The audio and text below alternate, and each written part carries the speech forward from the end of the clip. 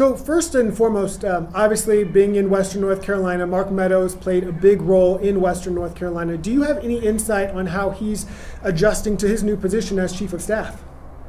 Well, I haven't been there because I have been quarantined at home since he has taken that new position. But from what I can tell, he seems to be doing a great job. The president seems to be in great spirits anytime my husband or I have spoken to him.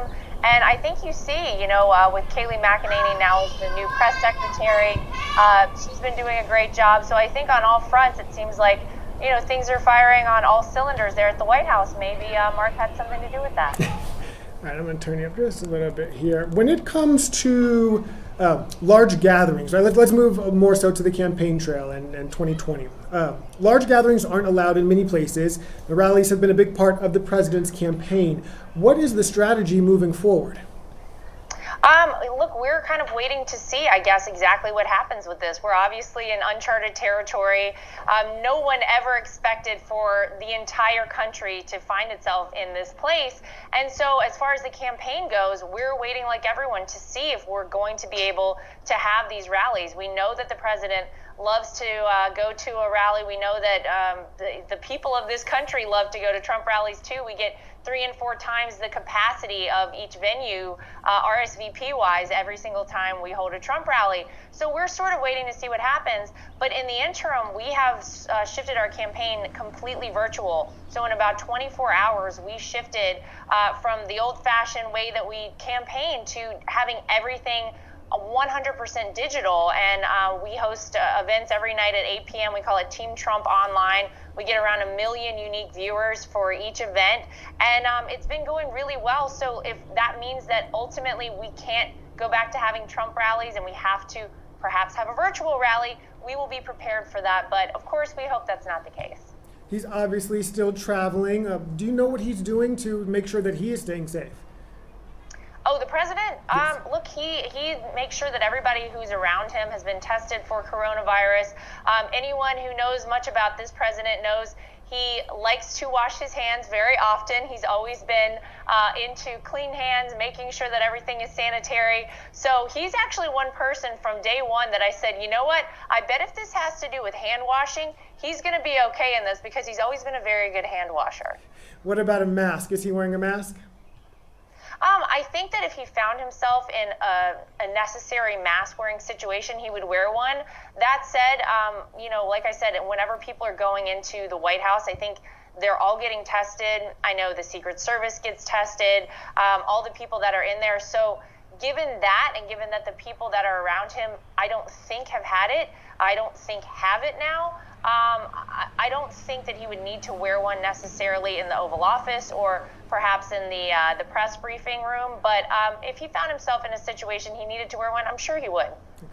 He's been a big advocate of getting the economy back open. Is he concerned about opening too soon? Well, it's a tricky situation. There's a very fine line, I think, and the president said it pretty early on in this pandemic situation that we found ourselves in. The cure cannot be worse than the disease itself. So, meaning we cannot stay shut down as a country in perpetuity because that would ruin our country. I mean, we would go bankrupt as a country. Businesses across this country would close. People aren't getting paychecks right now in many cases. They have bills coming in. They have to figure out how to feed their families in some cases. So we do have a tough choice as we go forward, and I don't think anyone has the answer. But of course, the president wants to get the economy back up and running as soon as possible. He wants people to get back to work, businesses to reopen. But we also have to be smart about it. We can't open everything all at once across the country because, as we've heard from the experts, from Dr. Fauci especially, that might cause more coronavirus cases and cases to spike. So it's a tough choice. Listen, I don't think anybody envies the position that the president has found himself in right now. That said, I think he's done really a great job across the board from day one here, and he's allowing the governors of each state, or it's up to the governors of every state to decide ultimately when their state should reopen. We've seen that some have done, certain phases of the reopening process already, and it seems like it's been working. So we'll keep our fingers crossed on that. But Look, the president has always touted his ability to understand the economy, to have us where we were with such a booming economy prior to coronavirus. Of course, he is ready to get back to that, but we have to do it smartly and safely. I think there's a big difference, though, between, say, a bar and a salon opening versus a retail business. The doctors have said, if you've got that retail business, that allows people to flow through, they're moving. But in that intimate contact with folks where they're very close to one another, maybe we should hold off on that. So, but you do see some states where they have already opened some of the bars and some of the nail salons, and what is his take on that?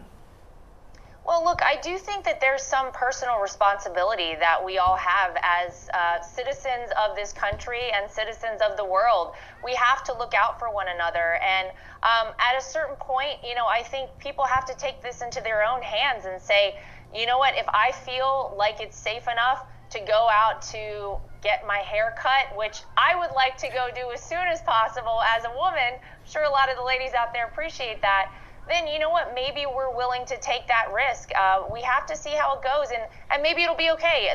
The likelihood is if someone is wearing a mask that is around you and they're sanitizing everything, then hopefully you're okay. But I think these are things we're going to have to see how it goes in certain states, and then maybe other states follow suit if it goes well. All right. Any final words? No, I love it. So I hope I can come visit soon. Sorry, hold on. You cut out on there. me. You cut out on me. Start over.